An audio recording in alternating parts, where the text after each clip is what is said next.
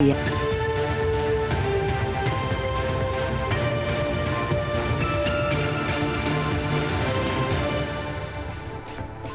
tal? ¿Cómo están? Muy buenas tardes. Bienvenidos un día más a Atlántico Noticias. Hoy queremos arrancar el programa con el dato que nos dejó la pandemia en el día de ayer. Fallecieron en España 724 personas. Es uno de los peores recuentos de todos los meses de pandemia. Desde el pasado 8 de abril no se registraba una cifra de fallecidos tan alta.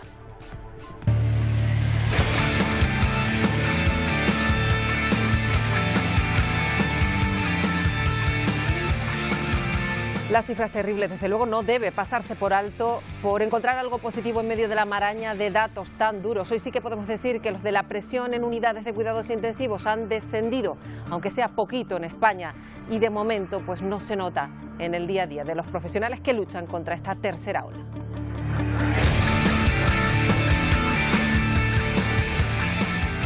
Y fíjense que en países como Cuba se ha alcanzado también un nuevo máximo de contagios. Se registraron exactamente 1.044 casos en las últimas 24 horas. Pero allí, en Cuba, que no han comprado ninguna vacuna del mercado internacional, están precisamente desarrollando 4 vacunas que están en fase intermedia de ensayos clínicos. Y cada vez hay más países que van cerrando fronteras ante las nuevas variantes detectadas en Reino Unido, en Brasil. Son cepas que son más contagiosas y que obligan a reforzar las medidas en gran parte de Europa. Miguel Vega. Las nuevas variantes de la COVID-19 preocupan en todo el mundo. La británica o sudafricana son mucho más contagiosas y por eso los gobiernos intensifican sus medidas para evitar que se desborden los contagios. Por el momento, el distanciamiento social y la mascarilla siguen siendo las únicas herramientas que tenemos. Por eso las autoridades sanitarias piden que las mascarillas sean más efectivas. Algunos países comienzan a imponer la FFP2 y prohibir las caseras. Bueno, también en el programa continuamos analizando la situación de los migrantes que tratan de llegar a Estados Unidos y si Joe Biden continúa trabajando sobre esa reforma migratoria. Y parece que el nuevo presidente quiere ponerle fin a la intolerancia que ha tenido Trump con este sector de población. Por cierto, ya queda menos para el impeachment y a Trump se le echa el tiempo encima para buscar una nueva defensa, ya que los 5 abogados que tenía hasta ahora, el equipo legal que tenía hasta ahora, ha rechazado defenderlo. Y hoy además vamos a estar en directo en Nueva York, que es una ciudad desde luego acostumbrada a la nieve, pero parece que no a tanta. La nevada que ha caído en las últimas horas es histórica, de las más intensas desde cuando hay registros. Está todo paralizado, incluso los aeropuertos evidentemente, y la campaña de vacunación contra la COVID. El alcalde de la ciudad ha decretado el estado de emergencia. Más imágenes que veremos hoy en el programa. Los bomberos de Stanford, en Connecticut, también en Estados Unidos, realizaron un complejísimo rescate. Finalmente lograron rescatar a estas 2 personas que habían quedado atrapadas en ese camión que se hundió tras ceder el hielo. Una veintena de personas tuvieron que participar en este rescate.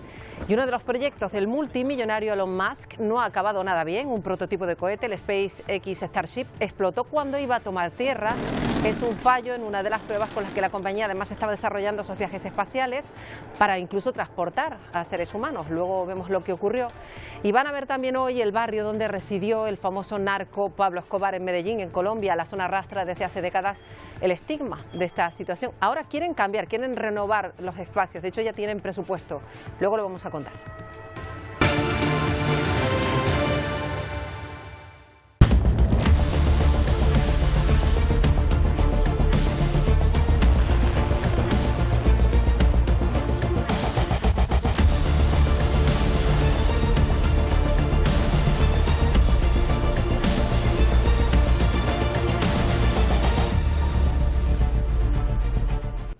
Bueno, vamos a arrancar con el repaso de los datos que son muy negativos en España. Hay que remontarse a abril del año pasado para encontrar una cifra tan alta de fallecidos. Ayer se registraron 724 muertos en España.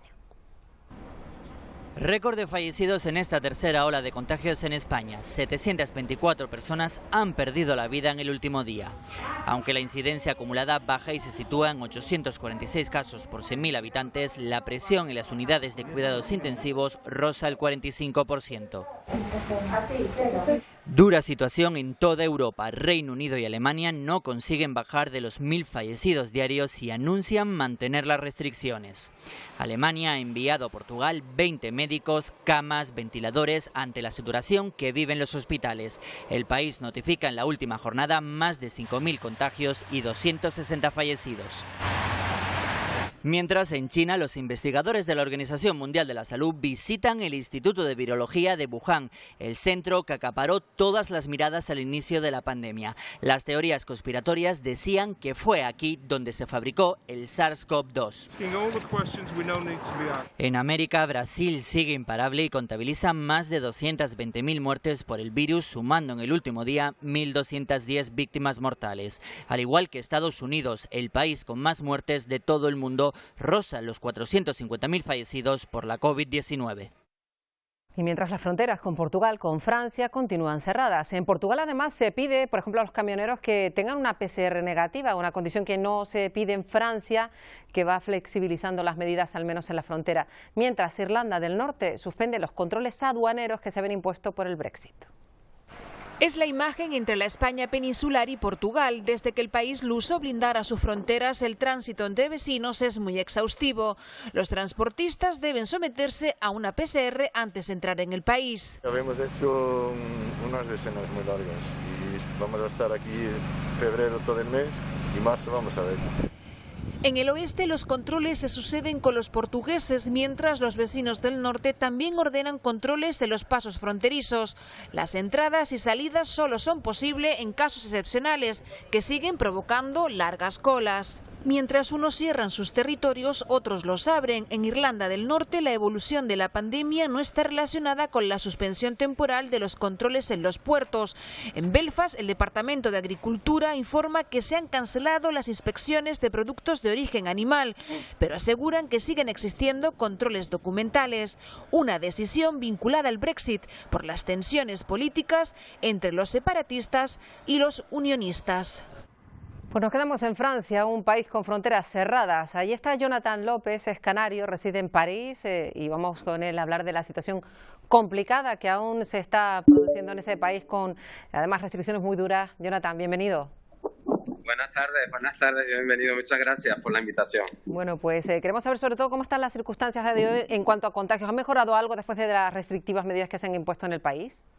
No, para nada, porque al final ese cubrefuego que llamamos aquí, por hablar en francés, ese cierre que nosotros tenemos a partir de las 18 de la tarde a las 6 de la tarde hasta las 6 de la mañana, realmente no funciona porque al final hemos visto que los casos siguen subiendo. De hecho, te doy datos que ya anoche habían 500 personas fallecidas, 3.218 en reanimación y otras tantas también entrando en pacientes. Una previsión que no ha hecho del todo el ánimo del presidente Macron, porque ahora mismo, en esta mañana, había una célula de crisis para ver si realmente vamos a estar confinados. Los franceses quieren realmente, están de acuerdo en confinarse, porque lo que deseamos es que es un problema salir a las 6 de la tarde del trabajo, a las 5 de la tarde, al final hay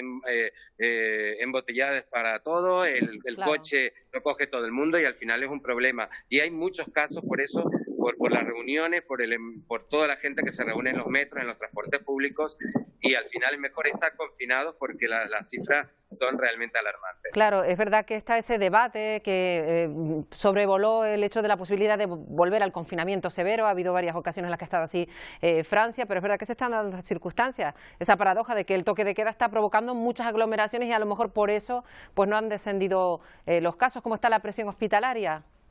De hecho, exactamente, eso es lo que te iba a comentar. La presión hospitalaria estamos ya a un 85%, y sobre todo es a causa de la mutación. Tenemos que darnos cuenta que la mutación en enero había el 6% el 7 de enero había un 6% de variantes de mutación. Y ahora estamos entre el 15 y el 20%, datos de la semana pasada. Va muy rápido, es mucho más contagioso, es entre un 30 y un 70% más contagioso. Y ese es el problema que tenemos por las fronteras que han estado abiertas con el Reino Unido, etcétera, etcétera. Ese es el problema y ese es el que nosotros queremos como franceses, yo como español, pero los franceses quieren que al final haya un confinamiento y haya un cierre de fronteras. El problema también es que ahora mismo, empiezan las vacaciones, cada mes y medio aquí hay vacaciones, son 2 semanas de vacaciones y todo el mundo quiere salir de vacaciones y el presidente Macron ha aceptado que todo el mundo salga de vacaciones, por lo cual va a ser también un problema.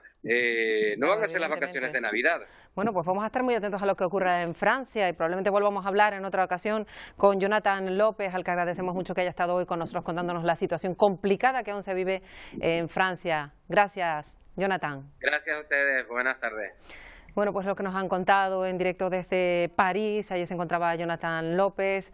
Brasil, Reino Unido, Sudáfrica han sido los primeros países en detectar esas variantes a las que se refería Jonathan, a las que temen todos los países, son más contagiosas y se han cerrado fronteras, lo hemos contado, para evitar que se disparen los contagios. Además, Francia, Austria incrementan sus medidas para evitar esa transmisión comunitaria. Los datos los tiene Miguel Vega. La preocupación por las variantes detectadas más contagiosas y permanecer en espacios cerrados en invierno durante mucho tiempo podrían haber provocado la tercera oleada de contagios. Para frenar las infecciones, algunos países han decidido endurecer las medidas, entre ellas hacer obligatorio el uso de las mascarillas en espacios públicos. Alemania o Austria exigen el uso de la FFP2 en el transporte público, espacios cerrados y centros comerciales. Francia, por su parte, no lo obliga, pero prohíbe las caseras. Por su parte, Reino Unido aún no impone su uso y sigue pidiendo a la ciudadanía responsabilidad. En el país aún es opcional. Y en el último país en sumarse a las mascarillas es Estados Unidos. Tras la llegada de Biden a la Casa Blanca, impuso la mascarilla en el transporte público y en los edificios oficiales.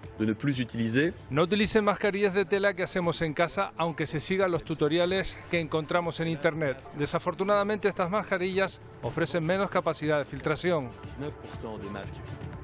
Pero, ¿qué pasa en España? Por el momento es obligatoria en todo momento fuera de nuestro hogar, aunque en algunas comunidades autónomas ya hablan de la FFP2. Según la ministra de Sanidad, las mascarillas sanitarias españolas filtran más de un 90%, pero algunas regiones como Galicia o la Comunidad Valenciana dan un paso más allá y obligan a usar la mascarilla mientras se practique deporte. Que hace que nuestras mascarillas higiénicas y las posteriores también, tanto las quirúrgicas, tengan un porcentaje, especialmente las higiénicas, de mayor filtración que otros países europeos. La nuestra está en torno al 90% o superior. Lo importante es que las mascarillas desde luego estén homologadas. Fíjense lo que ocurre fuera de nuestras fronteras, venta de mascarillas sin control que preocupa en Perú, la venta ambulante en plena calle sin ningún protocolo sanitario ha aumentado, de hecho van a verlo en las últimas semanas. Una caja de mascarillas se cae al suelo por accidente. El vendedor solo la recoge y la regresa al carrito donde expone sus productos. No desinfecta absolutamente nada. Mientras a su lado, un motorizado que realiza el servicio de delivery espera para que le entreguen algún pedido precisamente de mascarillas que podrían terminar en manos de algún paciente o persona vulnerable. Así, sin respetar ningún protocolo sanitario, los ambulantes que han tomado el jirón Cusco venden productos de bioseguridad a lo largo de 3 cuadras, en pleno corazón de Mesa Redonda. A pocos metros, 9 personas se desesperan por comprar las mascarillas quirúrgicas de colores al menudeo. El ambulante atiende un pedido, coge las mascarillas con sus manos, sin usar guantes o tomando alguna precaución para no contaminarlas. Cobra en efectivo y sin desinfectarse las manos, sigue atendiendo a sus demás clientes. Hasta antes de la pandemia, los comerciantes formales de Mesa Redonda podían facturar alrededor de $20 millones diarios. Ahora, con esta nueva cuarentena y solo aplicando ventas por delivery, calculan que podrían llegar como máximo a los $5 millones. Precisamente en Perú la segunda ola de la COVID-19 ha hecho que se hayan superado más de 100.000 muertes a las cifras habituales de defunciones en el país. En los últimos 11 meses han muerto en Perú 212.000 personas, prácticamente el doble que las muertes registradas en los 11 meses previos. Y en Cuba se han superado de nuevo el millar de contagios diarios por la pandemia, se ha alcanzado un nuevo máximo, se registraron exactamente 1.044 casos en solo 24 horas. Pero allí en Cuba no han adquirido ninguna vacuna en el mercado nacional y no lo han hecho porque están desarrollando 4 vacunas propias. De hecho, están en fase intermedia de ensayos clínicos y según el gobierno cubano producirán hasta 100 millones de dosis en los próximos meses y esto cubriría, aseguran, la inmunización total de la población cubana. Permitiría incluso exportarla a terceros países. Toda esta situación tiene un efecto directo en cómo trabajan los profesionales de la sanidad. Fíjense la situación que les estamos contando en las unidades de cuidados intensivos de los hospitales, por ejemplo, de Madrid. Allí el colapso es mayor incluso que el de la primera ola del coronavirus. A esto se suma la inestabilidad laboral del colectivo de enfermería. No están siendo reconocidos como merecen. Vamos a hablar con Viviana Chinea, que es canaria, es doctora en enfermería y es enfermera pediátrica en el Hospital de la Paz de Madrid. Viviana, bienvenida. Buenas tardes, Marta. Y decimos que en medio de todo esto no se quejan de trabajar, pero sí, desde luego, de que no tengan estabilidad laboral, unas condiciones dignas para el trabajo que están desarrollando y más en este contexto. Así es, Marta. Especialmente nosotros queremos pues denunciar y dar a conocer las condiciones que estamos teniendo los profesionales de enfermería, tanto los enfermeros como también los técnicos de cuidados auxiliares de enfermería. Especialmente quiero reivindicarlo en la comunidad canaria también, así como en otras comunidades de España.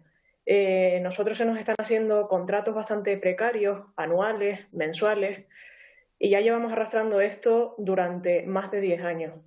Actualmente, como dices, estamos viviendo esta situación de pandemia y en lugar de tener un reconocimiento, precisamente seguimos siendo maltratados. Y esto está teniendo una gran repercusión en el cuidado que nosotros estamos dando a nuestros pacientes. Claro, porque... Recientemente, sí, adelante. Sí, recientemente en un artículo que se publicó en el diario El País se demostraba que cuantas más enfermeras tengamos en los sistemas sanitarios, menos mortalidad vamos a tener en ese servicio. Por ejemplo, en un artículo publicado por Jane Ball en 2016 en la Universidad de Southampton se hace reivindicación a ello y también se habla de cuantos más profesionales especializados tengamos, menos mortalidad va a existir. Claro, y en cuanto al día a día, porque estamos hablando de la incidencia de esta tercera ola en la sanidad madrileña en particular, que está muy presionada, imaginamos que tiene todo un efecto dominó al margen de cómo se vive en las UCI. Viviana Chinea es enfermera pediátrica, ¿también se nota pues toda esa presión en el área en el que trabaja? En el área en el que nosotros trabajamos, por suerte, actualmente no estamos teniendo tanta presión. Sí que en la primera ola tuvimos repercusión porque las familias, por ejemplo, no podían entrar en estas unidades como lo hacen habitualmente, que tenemos puertas abiertas, podían entrar únicamente 2 o 3 horas. Esto ahora se ha normalizado y sí que pueden entrar. Pero sí que va teniendo un efecto dominó, como bien dices, ya que el personal que está en nuestra unidad muchas veces se moviliza a esas unidades de cuidados intensivos de adultos para dar atención a estos pacientes, ya que las UBI se han doblado e incluso triplicado en mi hospital. Además, como bien sabéis, muchos de los profesionales de enfermería se están movilizando también al nuevo hospital de pandemias, el Hospital Sendal.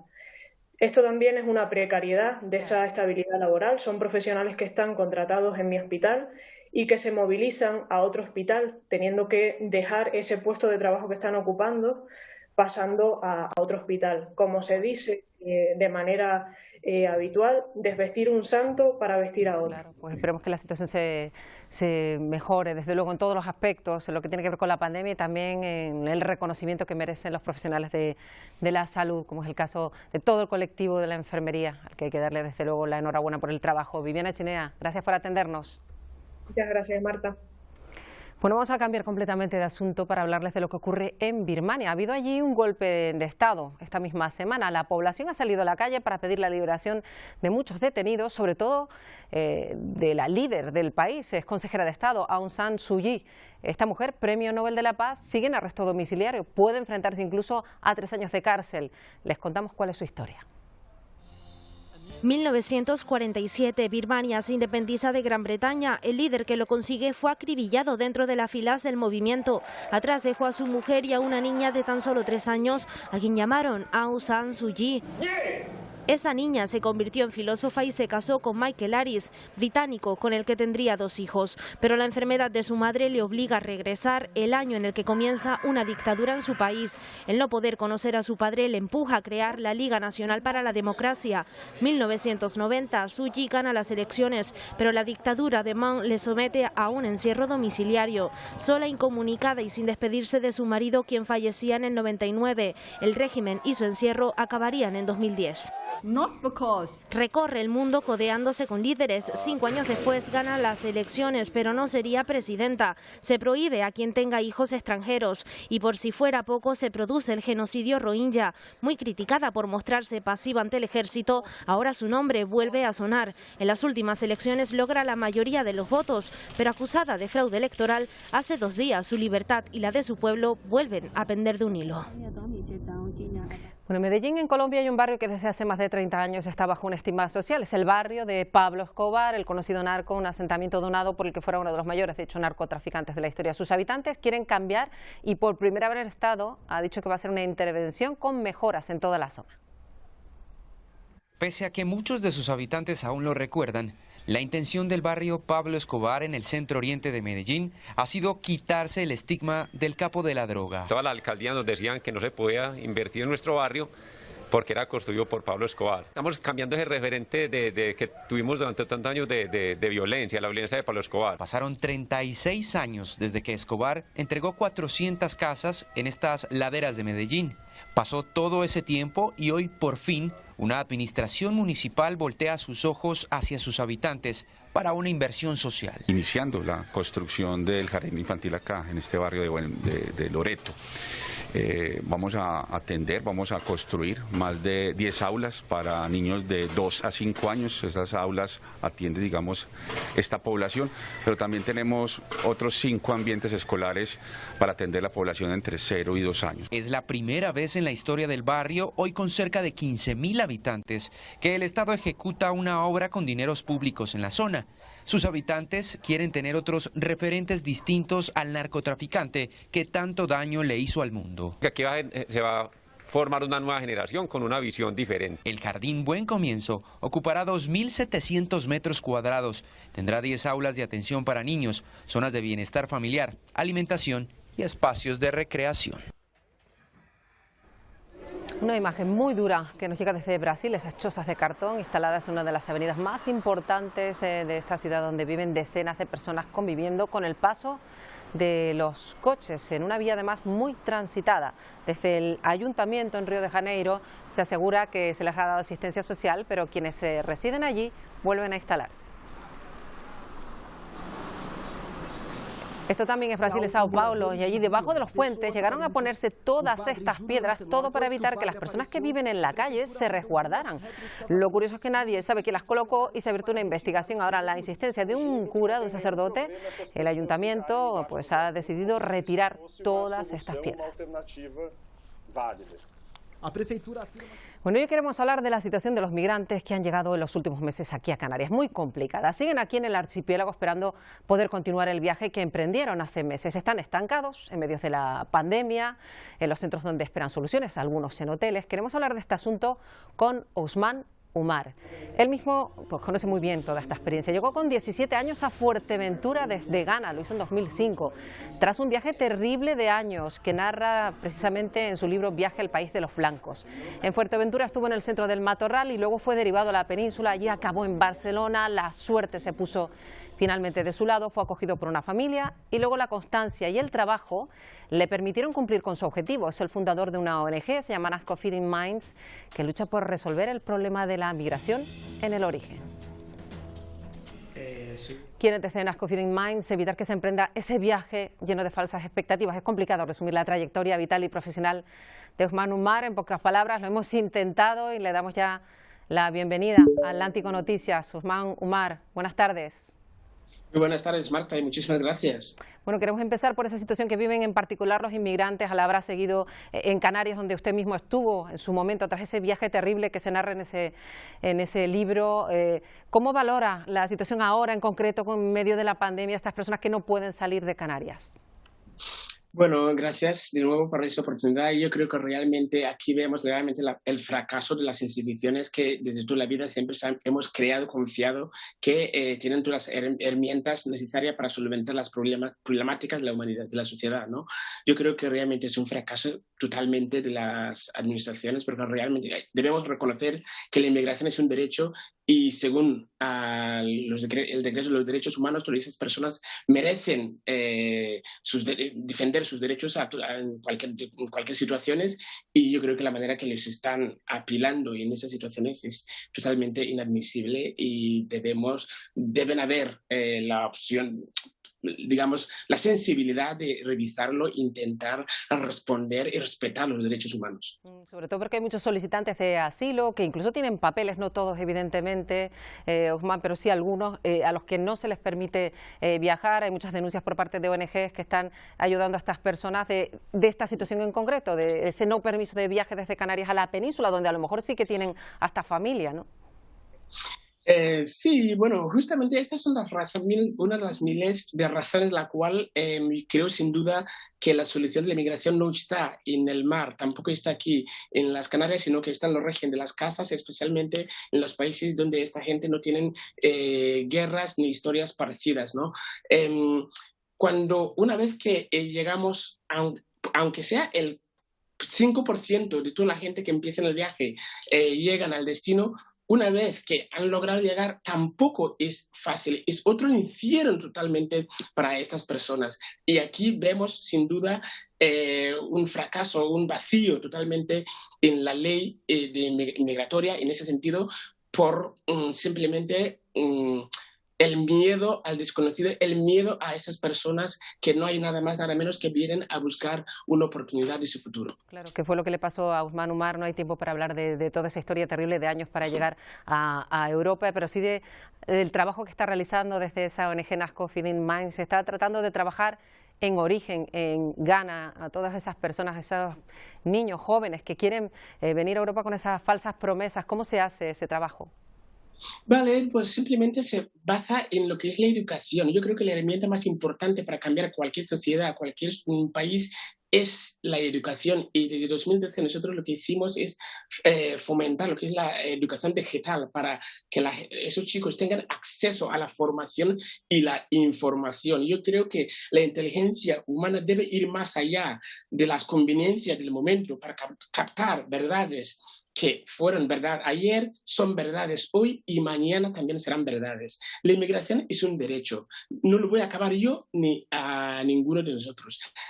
La gente tiene el derecho a moverse, pero obviamente no comparto la manera que lo hacen, no quiero que ningún otro niño tenga que sufrir lo que yo sufrí para llegar aquí. Claro. Por eso justamente ponemos en marcha esta cadena de escuelas de Nasco Feeding Minds para poder revertir a esta historia, porque la solución de la inmigración, repito, no está aquí, ni tampoco está en el mar, ni tampoco en Libia, sino que está en el origen del problema. Bueno, hay una última cuestión que quería hacerle, tiene que ver con esa iniciativa. No tenemos mucho tiempo, pero sí contar en qué consiste ese Corre al País de los Blancos para ayudar a la ONG precisamente de Ousmane Oumar. Es participar de forma virtual en una especie de carrera que replicaría esos 21.000 kilómetros que recorriste para llegar a Europa, ¿no? Exactamente, la situación de la pandemia tampoco no hemos salido sin dificultades, sino que hay que reconocer que Nasco Feeding Minds es una ONG que lo fundé yo mismo con mis propios recursos, y ahora gracias a muchos voluntarios pues llegamos a crear esos 30 escuelas, pero no recibimos subvenciones públicas ni ninguna institución. Por lo tanto, la situación del año pasado nos golpeó fuertemente, pero a la vez nos ha hecho más creativos, porque hemos creado este reto colectivo colectivo, el reto más grande jamás planteado a nivel mundial, y se trata de recorrer los 21.333 kilómetros que tuvo que realizar desde Ghana hasta llegar aquí a España. Y se puede hacer andando, corriendo, caminando o yendo en bicicleta. Y cualquier persona puede participar desde cualquier rincón del mundo. Solo tiene que acceder a la página correalpaisdelosblancos.com y aportar tus kilómetros solidarios para evitar que futuros víctimas vengan a caer en esa trampa infernal. Bueno, pues esperemos que así sea y que participen. Ousmane Oumar, un placer. Hasta una próxima ocasión. Muchísimas gracias, Marta. Bueno, pues en las últimas horas precisamente hemos escuchado al consejero de Política Migratoria de Navarra pidiendo solidaridad ante esta situación migratoria global. Navarra como sociedad, conociendo esto, no hubiera tolerado convertir Canarias en un campo de refugiados. De ahí que Navarra tenga que ser forzosamente proactiva, tenga que ayudar en situaciones que sean de este tipo y tenga que contribuir a que no haya este tipo de movimientos absolutamente condenables y rechazables. Bueno, vamos a cruzar ahora el charco porque la crisis migratoria se vive en todo el planeta. Por ejemplo, en la frontera de México y Estados Unidos. El nuevo gobierno de Biden y Sear sigue trabajando en ese sentido, ¿verdad? Así es, Marta, y este martes ha firmado 3 decretos que versan sobre la migración legal, sobre la reunificación de las familias y también sobre las políticas de asilo. Por ejemplo, sobre asilo, intentará estudiar y revisar esos protocolos de protección a los migrantes. También trabajará para que más de 500 niños vuelvan con sus familias después de las políticas intolerantes del gobierno anterior. Y, entre otras cosas, eliminará una norma que impuso Donald Trump para limitar el acceso a la residencia permanente a los migrantes más pobres. Joe Biden ha afirmado que no intenta hacer leyes nuevas, que intenta eliminar malas políticas, y de él los migrantes lo que esperan es una mayor actuación. De hecho, vamos a escuchar 2 testimonios, 2 madres, una de ellas embarazada de 8 meses que intenta cruzar ese muro de México con Estados Unidos, y otra que lleva 2 años sin ver a su hijo ni a su esposo. Yo no puedo esperar, yo solamente tengo ya 8 meses y aquí en México no puedo, porque ya después que quiera ir para allá me va a costar mucho trabajo. Le pido al gobierno de Estados Unidos que me permita estar con mi hijo porque él me necesita y yo lo necesito a él. Ya son 2 años que tengo de no verlo, 2 años de estar esperando aquí a que me dejen estar con él y con mi esposo. Y ya queda menos, Ciciar, para el juicio político de Donald Trump. La defensa hasta ahora lo ha dejado solo.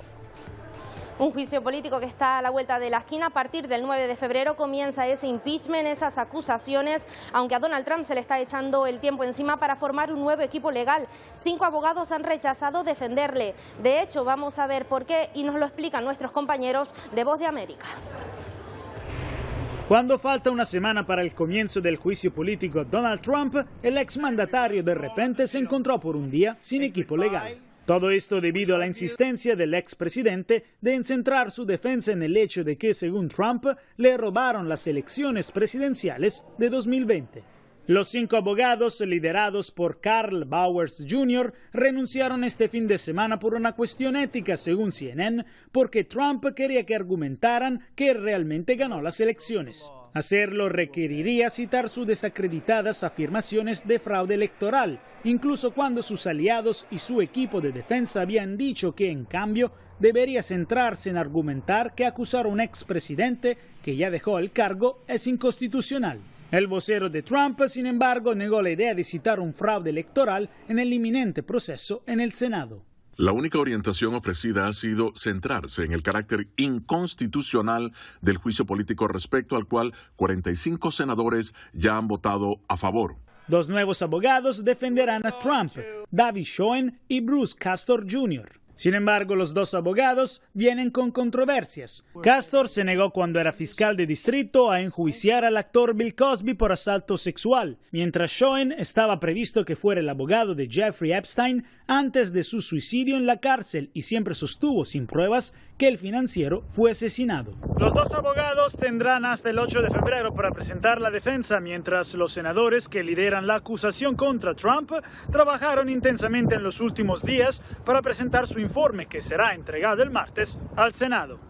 Desde el Capitolio, Jacopo Luzzi, Voz de América.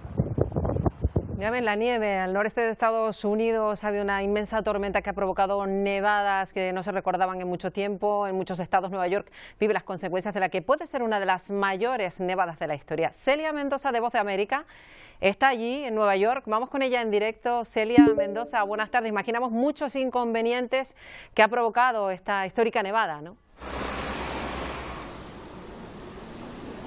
Así es, realmente lo que hemos visto durante los últimos días, recordemos que inició el domingo en la noche aquí en la Gran Manzana y en el noreste de los Estados Unidos, ha dejado a miles de personas que han tenido que cambiar sus rutas de vuelo. El aeropuerto La Guardia, así como John F. Kennedy, cancelaron completamente sus vuelos a partir del mediodía y hacia la tarde del lunes, y durante la jornada del martes también se registraron algunas cancelaciones y retrasos. Las vacunas de COVID-19 no se dieron durante el lunes y el martes. Esto fue parte de las medidas que se tomaron por parte no solo de la ciudad, pero del estado de Nueva York para proteger a sus residentes en medio de las condiciones. Recordemos que cayó medio metro de nieve en la Gran Manzana, en las zonas de Nueva Jersey, así como Long Island, se registraron hasta 70 centímetros de nieve. Las carreteras ahora ya están más limpias, por lo menos aquí en el área de Manhattan, pero no es la misma situación para otros lugares en los alrededores. Gran parte de la actividad de Nueva York quedó congelada con la nevada. Restaurantes se vieron obligados a cerrar. El aeropuerto La Guardia canceló todos sus vuelos y el John F. Kennedy vio impacto en la mayoría de ellos. Steven trabaja en el aeropuerto de Westchester y ni lunes ni martes pudo llegar a su lugar de trabajo. No puedo ir al trabajo, entonces si la gente no puede ir a trabajar, el aeropuerto no puede abrir y funcionar. El mexicano Rufino Flores, aunque enfrentó también las dificultades del transporte para movilizarse, dice que no ir a trabajar es un gusto que no se puede dar. Cuando uno tiene necesidad, pues hay que trabajar, hacer algo, porque aquí no es fácil para vivir en este país. Aquí es muy difícil, por la renta, por bill de celulares, todo. La pandemia ha golpeado no solo a los negocios, sino a quienes ponen la mano de obra. Este jornalero agradece la nevada, pues gracias a ella encontró oportunidad. El primer día que yo trabajo en esto. ¿Pero le salió trabajo gracias a la nevada? Sí, gracias a la nevada, sí. Pese a que en Nueva York ya cesó la caída de nieve, la remoción es ahora el reto. En algunas zonas hubo acumulación de hasta 60 centímetros. Aeropuertos trabajan en retornar a la normalidad de sus servicios, al igual que restaurantes que esta mañana ya vieron llegar varios clientes. La vacunación en algunos puntos de atención sigue suspendida, pues transportarse representa un reto. Cuenta José. Tiene que mover más los transportes y cuando están los días así difíciles. Porque somos seres humanos, uno puede durar por lo menos tanto afuera. Pensilvania, Maine y Nueva Inglaterra esperan aún más precipitación, por lo que autoridades mantienen la alerta sobre la movilidad y posibles inundaciones que se puedan registrar cuando se derrita la nieve. Laura Sepúlveda, Voz de América, Nueva York.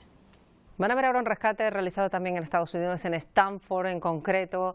Los bomberos tuvieron que trabajar en estas condiciones para poder rescatar a 2 personas que habían quedado ahí atrapadas. Se había hundido un camión después de ceder el hielo. Hasta 20 personas tuvieron que participar en el rescate hasta lograr llegar al vehículo. Eso sí, el rescate fue exitoso. Malas noticias para el turismo espacial. El prototipo de la aeronave con la que la compañía privada SpaceX quería transportar seres humanos a la Luna y a Marte ha vuelto a fracasar. Van a ver el momento en el que el prototipo despega de la base y minutos más tarde, cuando iba a aterrizar, pierde el control y se precipita en caída libre. Es el segundo intento fallido en 2 meses. Sus promotores aseguran que van a seguir adelante.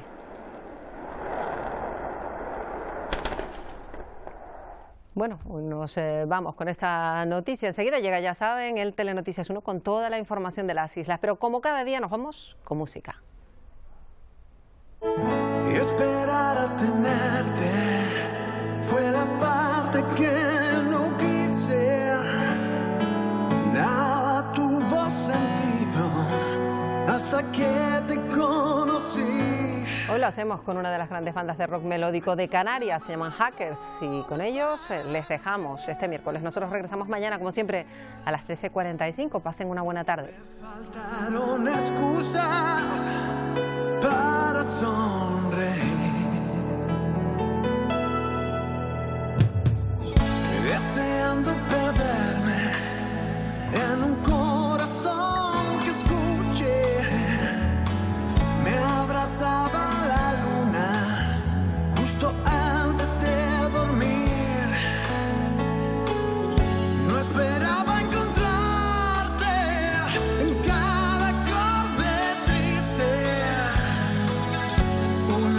noche